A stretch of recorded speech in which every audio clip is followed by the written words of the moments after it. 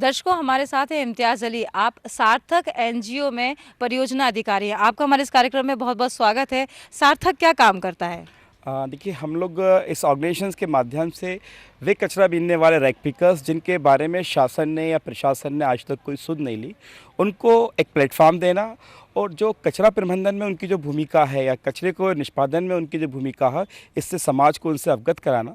साथ ही जितना भी हमारे यहाँ से घरों से जो कचरा निकलता है, उस कचरे का किस तरह से सुनिश्चित ढंग से निष्पादन संभव हो सकता है। साथ ही जो उच्च न्यायालय के जो दिशा निर्देश हैं, शासन के दिशा निर्देश हैं, उसके अनुरूप कार्य हो सके। उस काम में इन रैक पिकर्स की क्या भूमिका निश्चित हो, उसको हम लोग एक प्लेटफॉर्म देने के माध्यम से इस परियोजना को संचालित कर रहे हैं। ये विचार आपके मन में कैसे आया? देखिए, वर्ष 2008 में भोपाल में बाढ़ आई। उसका एक कारण था कि जो पॉलीथीन जो थे वो नालियों में फंस गए। साथ ही जितना कचरा भोपाल शहर में निकलता है, लगभग 600 मैट्रिक टन कचरा पर डे भोपाल से निकलता है, तो इसके निष्पादन की कोई व्यवस्था शासन के पास जो थी वो पूर्णकालिक नहीं थी। तो इसको अंजाम तक पहुँचाने के लिए या जो कचरा हमारे यहाँ निकल रहा है उसका सही से निष्पादन हो, इसके लिए हमने कार्य योजना तैयार की। उस कार्य योजना अंतर्गत इन रैक पिकर्स को अपने साथ जोड़ा और शासन प्रशासन की नीति को इसमें क्रियान्वित करने के लिए एक पूरी कार्य योजना बनाई। और उस कार्य योजना के माध्यम से हमने सीमेंट इंडस्ट्रीज़ को अल्टरनेटिव फ्यूल दिया है। साथ ही नगर निगम में जो कचरे की एक समस्या थी, उस समस्या को समाधान के लिए रास्ते बनाए हैं। साथ ही इस काम में जो रैक पिकर्स हैं उनको सम्मानजनक रोजगार के साथ साथ उनकी जीविका बढ़ाने के लिए भी हमने इसमें कार्य किए हैं। बिल्कुल, बहुत सराहनीय काम है और इससे काफ़ी प्रदूषण भी कम हो रहा है। लेकिन क्या तरीके, क्या मॉड्यूल्स अपनाते हैं आप इस काम के लिए? देखिए, हम लोगों ने भोपाल शहर के अंदर जो है इनोवेटिव टाइप के रिक्शा डिज़ाइन करके उन रिक्शा के माध्यम से कचरे को कलेक्ट कर रहे हैं और इस कचरे को कलेक्ट करके हम लोग सीमेंट इंडस्ट्रीज़ में फ्यूल के तौर पे यूज़ करने के लिए पहुंचा रहे हैं। साथ ही जो कचरा घरों से गीला कचरा जो निकलता है उसकी खाद हम लोग बनवा रहे हैं, जिस खाद के माध्यम से शासन की जो जैविक नीति है उसको सपोर्ट मिल सके।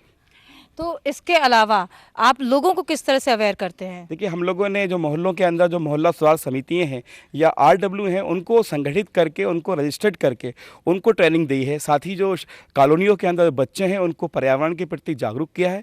विभिन्न समय पर हम कार्यशालाएँ, अवेयरनेस कार्यक्रम संचालित करते रहते हैं। हमने उन्हीं बच्चों के बीच नुक्कड़ नाटिकाएँ तैयार की हैं जिसके माध्यम से लोगों को पर्यावरण के प्रति हम लोग जागरूक कर सकें। साथ ही एक आम आदमी की पर्यावरण संरक्षण में क्या भूमिका है, उसमें उनकी उस भूमिका को हम बताकर उनकी जिम्मेदारी उनको दे सकें।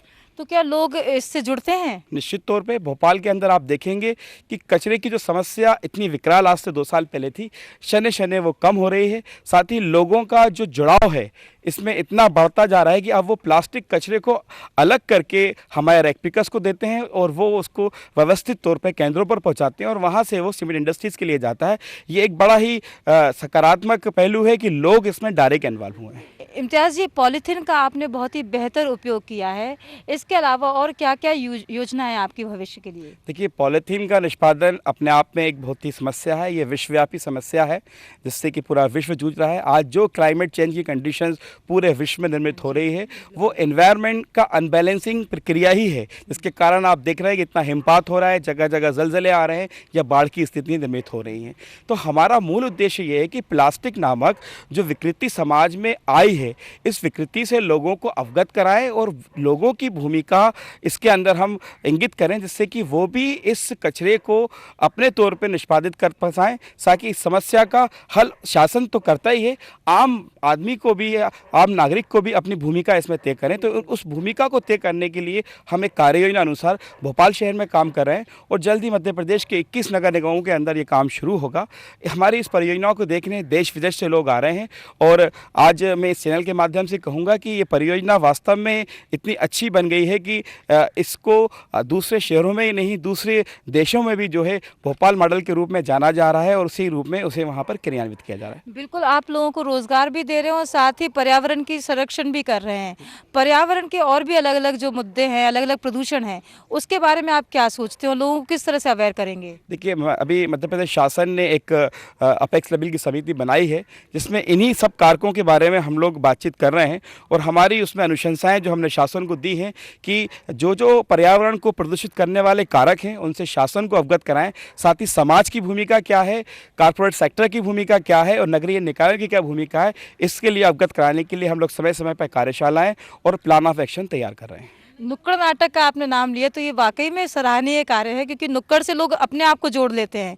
तो इसके अलावा और भी कुछ ऐसे मीडियम है जो आप लोगों को चुनते हैं अवेयर करने के लिए? हाँ बिल्कुल, जी नुक्कड़ नाटक का एक माध्यम है। साथ ही हम लोगों ने इलेक्ट्रॉनिक और प्रिंट मीडिया इनको भी अपने साथ जोड़ा हुआ है। समय समय पर विभिन्न चैनलों के माध्यम से, समाचार पत्रों के माध्यम से जो बात जनता तक पहुंचाई जाती है, एक बहुत ही अच्छा माध्यम होता है। तो इस माध्यम का हम बहुत अच्छी तरह से उपयोग कर रहे हैं और हम अपनी बात और अपने कार्य पद्धति लोगों तक पहुँचा रहे हैं। इम्तियाज़ साहब, आप दूसरे देशों की बात कर रहे थे, तो विदेशों में इस मॉडल को कैसे लिया जा रहा है? देखिए, भोपाल मॉडल की जब बात विभिन्न चैनलों के माध्यम से या मीडिया के माध्यम से जब गई, तो ईस्टमोर कंट्री फिलीपाइंस के पास है, वहाँ के एक मॉन्टाटो शहर में भोपाल मॉडल को डिक्टो अप्लाई किया जा रहा है।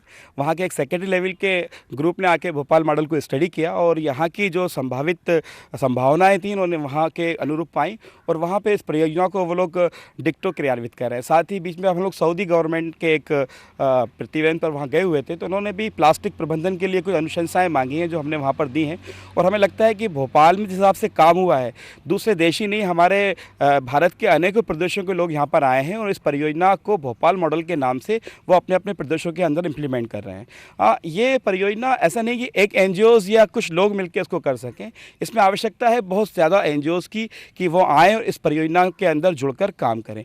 ऐसा और एनजीओज़ किस तरह से जुड़ सकते हैं? देखिए, मध्य प्रदेश शासन ने एक एक्सप्रेशन ऑफ इंटरेस्ट निकाला हुआ है जिसके माध्यम से 21 नगर निगमों में जो काम शुरू होना है, लगभग 150 एनजीओ ने उसके लिए अप्लाई किया है और वहाँ से हम एनजीओ का सिलेक्शन करके उन क्षेत्रों के अंदर काम शुरू करेंगे, क्योंकि ये अकेले बस की बात नहीं है। हमारा तो इस परियोजना में जो एक मॉडल बनाना था वो मॉडल तैयार हो गया है और उस मॉडल को दूसरे देश भी अब अपने यहाँ रिप्लिकेट कर रहे हैं। इस काम को और बेहतर तरीके से क्रियान्वित करने के लिए अब दूसरे अच्छे एनजीओज़ को भी हम इस प्रोग्राम से अपने जोड़ेंगे। गैर सरकारी संगठन और सरकार किस तरह से मिलजुल कर काम कर सकती है? देखिए, मेरे हिसाब से जो शासन की तरफ से मुझे बात बताई जाती है कि शायद पहला ऐसा अवसर है मध्य प्रदेश शासन में कि गैर सरकारी संगठन और शासन दोनों मिलकर ये प्लास्टिक प्रबंधन का जिस तरह से प्रबंधन कर रहे हैं, अपने आप में ये एक इनोवेटिव स्कीम्स है।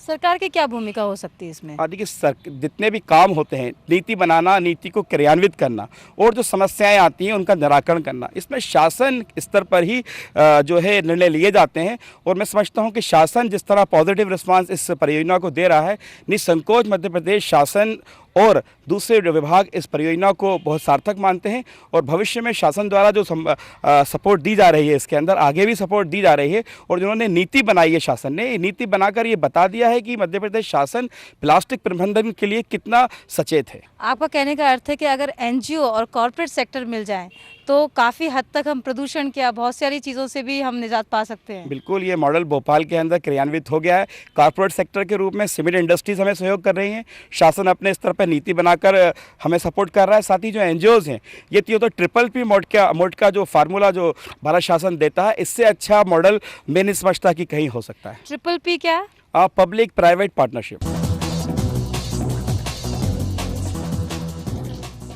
एक सवाल हम सबके मन में उठता है कि जो हमने किया है उसमें हमारा योगदान कितना है। दिल को बहलाने के लिए हम कितना भी सोचें, लेकिन सच तो यही है कि बीज में ही वृक्ष होता है और स्थितियां अनुकूल हों तभी ये अंकुरित होता है। हमारी कोशिश ये होनी चाहिए कि हम स्थितियों को अनुकूल रखें, जहाँ तक हो सके प्रकृति को प्राकृतिक ही रहने दें, उसके साथ छेड़छाड़ ना करें। आज की बात हमें ये बात की शिक्षा तो दे ही गई कि ज्ञान से बढ़कर अनुभव होता है। आज के लिए बस इतना ही। जय स्वच्छ परिवेश।